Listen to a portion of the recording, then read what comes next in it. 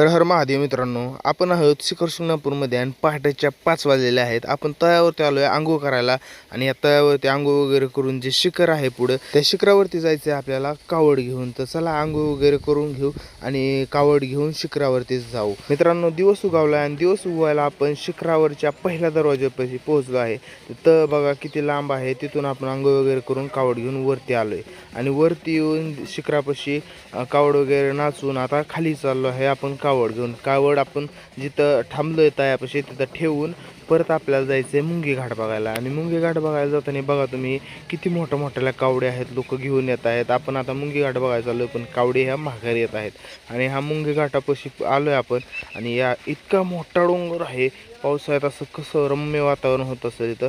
आणि कावडी पण वर चढत आहेत थोड्याफार, ज्या छोट्या आहेत. त्यांची जी मानाची कावड आहे मोठी ती काय अजून आलेली नाही. ते बघायला पण आपण थांबणार नाही कारण आपल्याला घरी जायचं लवकर. आणि वरून बघितल्यावर मुंगी एवढाली माणसं दिसतात, त्यामुळे याला मुंगी घाट असं नाव पडले.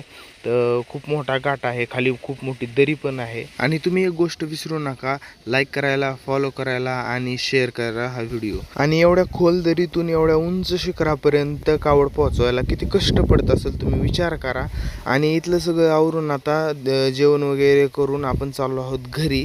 आणि घरी जात असताना आपण टेम्पोवरती बसलोय कावड घेऊन. तर चला जाऊ घरी आता निवांत.